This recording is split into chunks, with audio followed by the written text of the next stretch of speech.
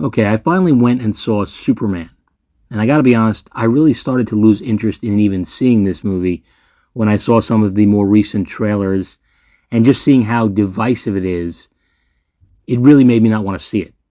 I've seen a lot of people say they really love it, but a lot of people don't. And I haven't really seen something like this since The Last Jedi. So the discourse around it alone made me really not want to see it. But I did see it, and I figured I'd share my 2 cents because everyone else seems to be doing it, so why not? And there will be some major spoilers in this video, so if you're at all interested in seeing this movie without being spoiled, definitely don't watch this video, at least not until you see it. And this video is going to be all over the place. My notes are a mess, and I don't feel like organizing them in a way that might make this video flow better. So I'm just going to go through what I have as is, and I guess we'll see how that goes.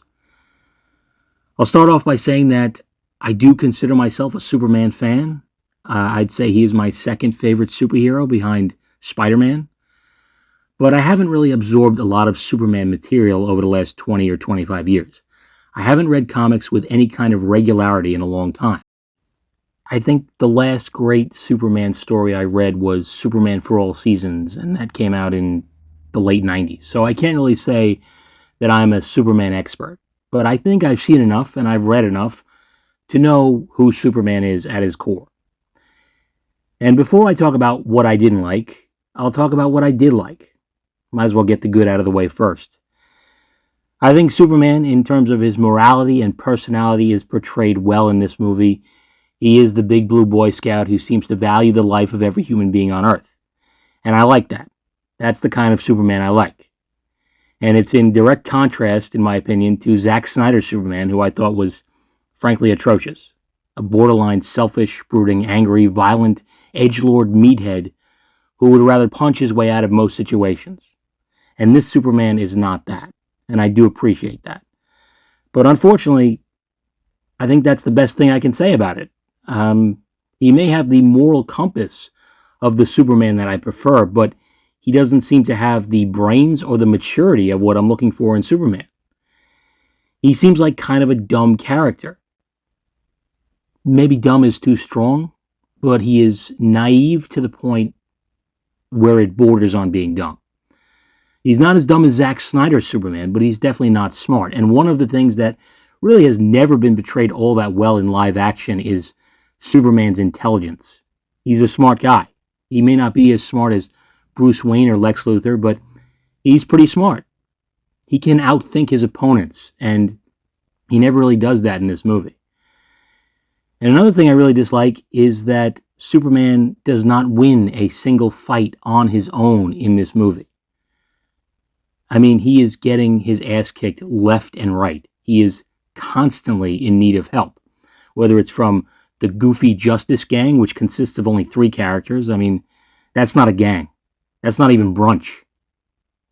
Or he's being helped out by Metamorpho or his dog Crypto, who, despite being the wrong kind of dog, I did like him, at least in the beginning. But by the end of it, I was sick of Crypto. And I love dogs. You have to do a lot to make me get tired of a dog character. But this dog shows up and undercuts every scene that could potentially be dramatic. Every scene where we are approaching something that could be perceived as substance, the dog flies in and it's time to laugh and enjoy the cute dog. And by the end of the movie, I just found it obnoxious. And Superman getting beat up all the time is just not something I want to see. I don't understand how they are ever going to be able to introduce major physical threats to Superman like Doomsday or Darkseid.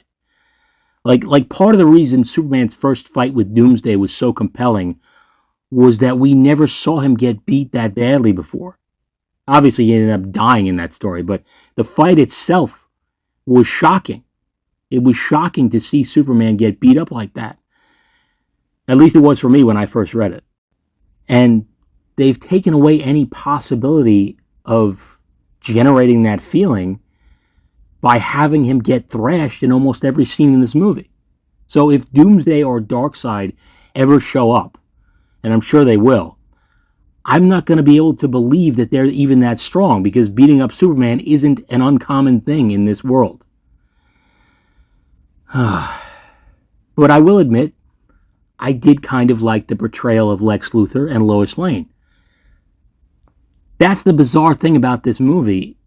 The three main characters, Superman, Lex, and Lois, are represented fairly well. The actors do a good job, and I believe them as the characters they're playing, but there's just something so wrong with the movie around them. It feels very much like an overstuffed, soulless cash grab. It really does. And by the end of it, I just didn't really feel anything. You know, it's like, it feels like almost an AI's interpretation of Superman.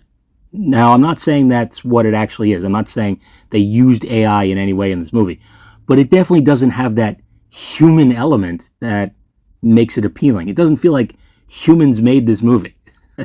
As weird as that sounds. It's just my opinion, obviously. It feels like a botched commercial for the next 10 movies that they're going to try to make. Like if you compare this to the Richard Donner, Christopher Reeve Superman movie, there is no comparison in my opinion. I mean, that movie is basically perfect. It's cinematic. The characters feel real. It feels like it's made for people of all ages. And this new movie just doesn't feel that way to me. I think the humor stinks. And I usually can at least tolerate James Gunn's humor. But in this movie, I thought it was terrible.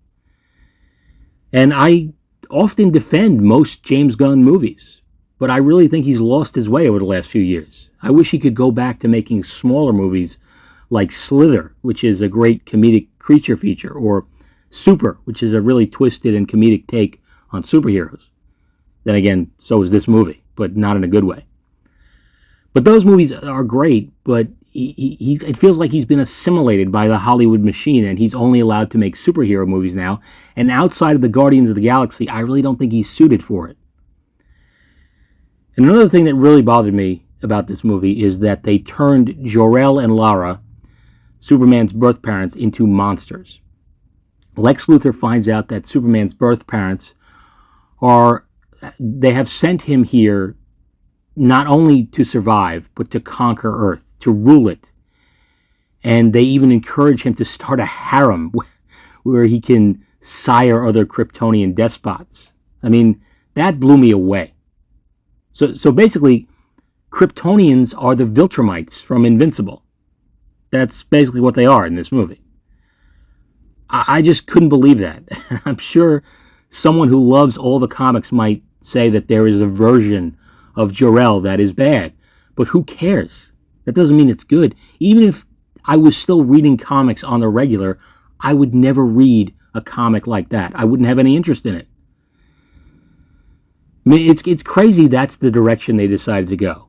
And the only reason they did it was so that Lex Luthor could convince most of the world that Superman is bad. That's it. It's a plot device, essentially. So they just assassinated his parents' characters so that Lex Luthor could accomplish this goal. It just drives me nuts.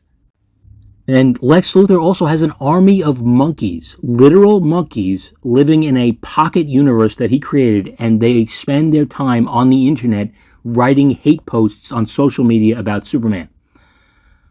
I mean, what is going on? What is this, Wizard of Oz with internet access? What are we doing? And I think this is obviously supposed to represent anyone online who loves posting rage bait. But I think it probably also represents the hardcore Zack Snyder fan base, who, let's face it, can be pretty vitriolic. I don't know if there's a ton of stable individuals in the chronically online section of that fan base. But does it also represent any and all critics of James Gunn? I mean, who knows? Either way, it took me out of the movie because of how ridiculous it is. Like, instead of firing back at your critics in the actual fucking movie, could you just make a good movie? Because if he really felt this movie was the bee's knees, he probably wouldn't have to take preemptive shots at his critics.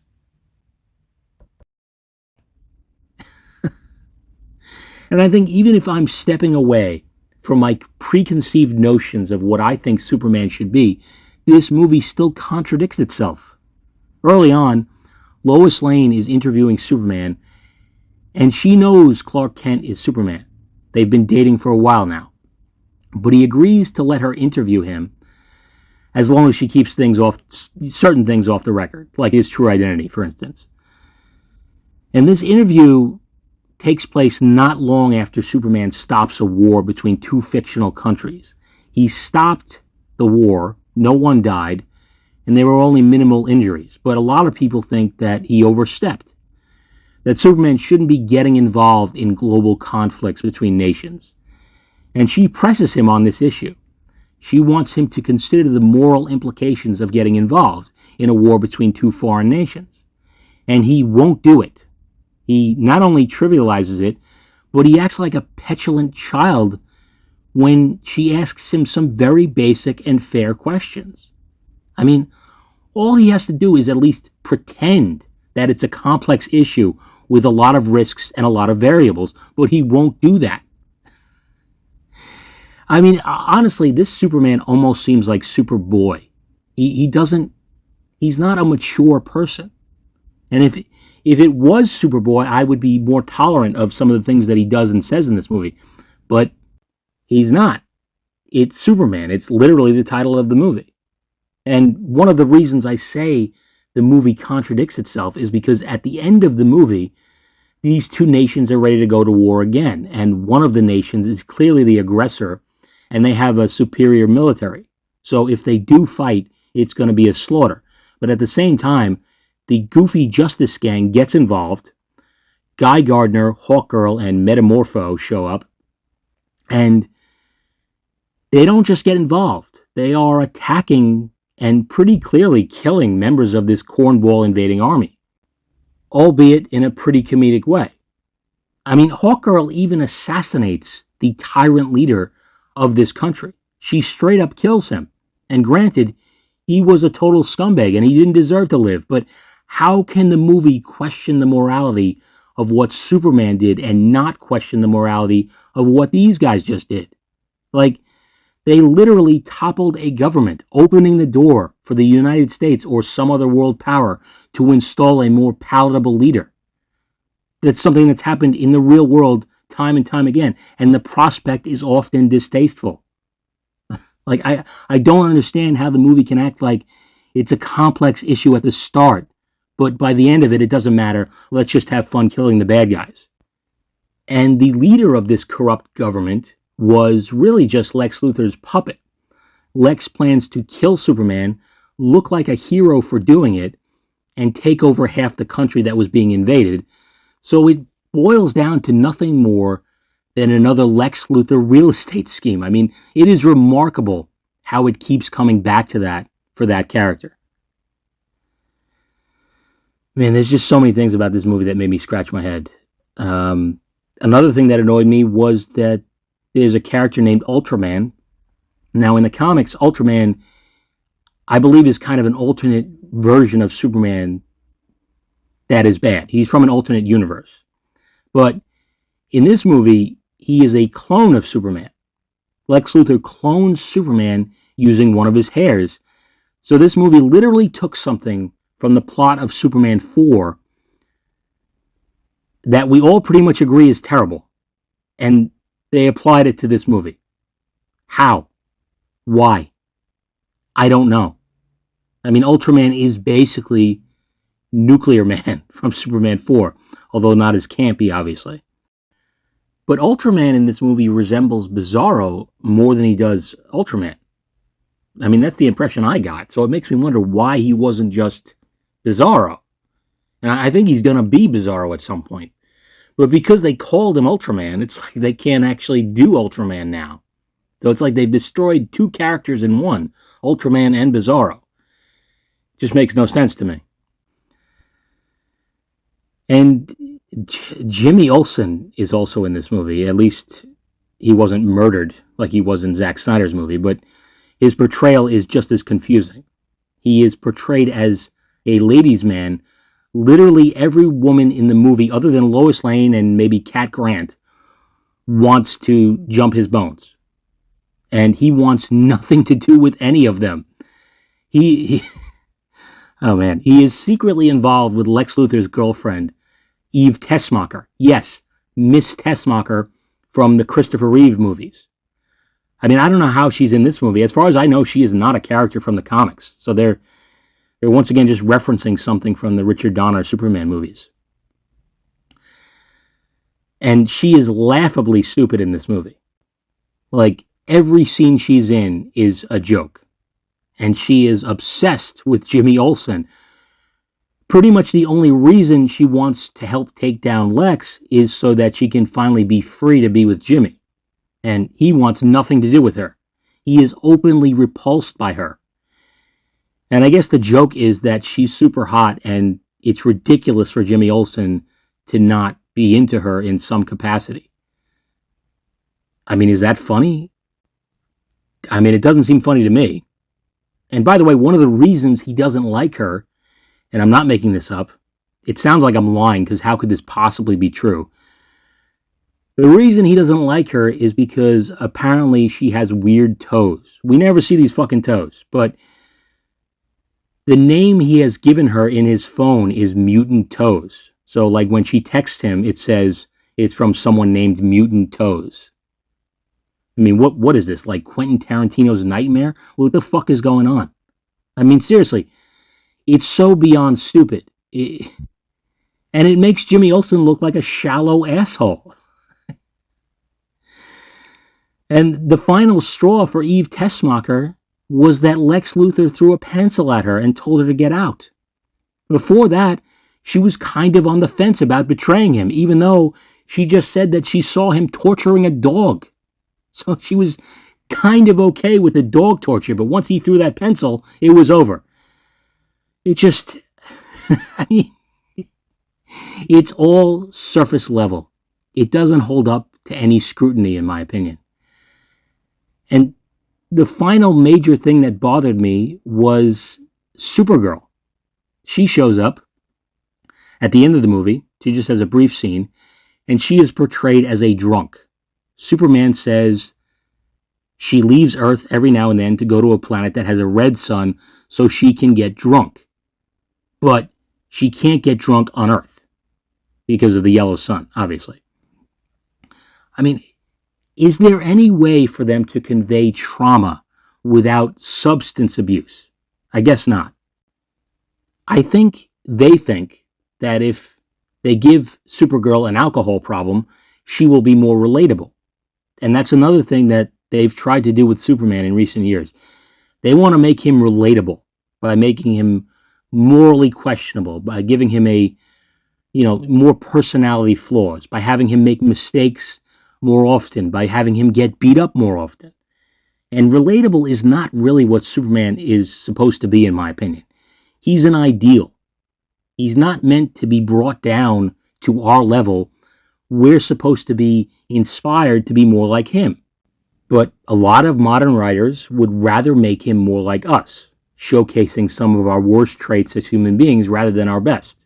And I just don't get the appeal of that. That's not Superman. You can do that with other characters, but not Superman. And I'm not saying he should never be relatable in any way. That's not what I'm saying. His relatability comes from his love of Lois Lane, or his love of the Kents. The fact that he cares about the people around him. Anybody can relate to that unless you're a sociopath. But I don't think that his relatability should take the form of personality flaws or, just like, I don't think he should be made into a Shades of Grey type character. Just my opinion, of course. But speaking of Shades of Grey type characters, Guy Gardner is in the movie, as I mentioned before. Never been one of my favorite characters. I'm not a big Green Lantern fan in general, but if I had to pick a least favorite Green Lantern, he'd be it. I mean, he's so quippy, and he's such an asshole in this. I mean, everybody's quippy in every superhero movie. Everybody has quips. But he's such an asshole that like it makes me wonder, like, why'd you pick him to be in this movie? Like, I'm sure there are Guy Gardner fans out there who may even like this portrayal, but I don't know. I just thought it was a confusing choice to include him in the movie. And maybe somebody who's into the comics could explain to me how Guy Gardner is even like worthy enough to be a Green Lantern. Like, obviously he's got the willpower and he's not fearful. And you don't have to be a good person to be a Green Lantern. I mean, Sinestro is kind of proof of that, but there are standards. Like, Guy Gardner is impulsive. He's a jerk. It just makes me wonder how he ever got past the candidate stage. Like, surely there are better choices out there than this guy. No pun intended. I don't know. Admittedly, I'm not a big Guy Gardner fan. I just don't get him, and I don't really care to get him. What else? Oh. Another thing that pissed me off in this movie is the music. The score, I mean, it's awful. They kind of play the John Williams iconic Christopher Reeve Superman theme. But only the first few notes of it. They do it throughout the movie. So by the time we get to the middle of the movie, it's just like, Jesus, could they actually play the theme song? Like, why is it slower and it just stops at a certain point? It's just really a bizarre choice. And I think it's because James Gunn doesn't really like movie music. He likes whatever fucking music is on his Spotify playlist, which we were exposed to, for better and for worse, in the Guardians of the Galaxy movies. And I've heard a lot of people say that Mr. Terrific steals the show and he's the best thing about it. And I do agree. He was pretty great. But don't you think that's a problem? Like, if he's the best thing about a Superman movie, then it's probably not a great Superman movie. If it was a Mr. Terrific movie, sure, but it's not. And I apologize if it seems like this review is all over the place, but it can't be helped. The movie itself is all over the place. It is tonally manic and overstuffed to the gills with nonsense. Nonsense that is just meant to be a springboard into 15 other nonsense movies and TV shows. And that's why it doesn't really feel like a movie to me. It feels like a cartoon. It feels like a CW superhero show with a big budget. And I realize that I'm like Goldilocks looking for a Superman movie that is just right. Because Zack Snyder's Superman was too cold and James Gunn's Superman is too hot. And I just need something in the middle. Something more earnest than this, but not as cold-blooded and mean-spirited as the Zack Snyder Superman movies. But if you do like this movie, please don't even listen to me, because the truth is, I envy you. I wish I loved this movie, and, I'm desperate to enjoy a Superman film again. Like, the only live-action Superman movies I enjoy are the Christopher Reeve Superman movies, and 3 out of the 4 of them came out before I was even born. So, I'm really not a hater. I want a new Superman movie that I can enjoy, but sadly, this wasn't it. And if I had to rate it, I would give it a 1.5 out of 5. But let me know if you feel differently, and let me know if you think I'm wrong about any of the things I said. But be nice to me, because I really did want to like this movie, and I just don't. But that's all I've got for now. I'll be back to your regularly scheduled programming soon, but until then, take it easy.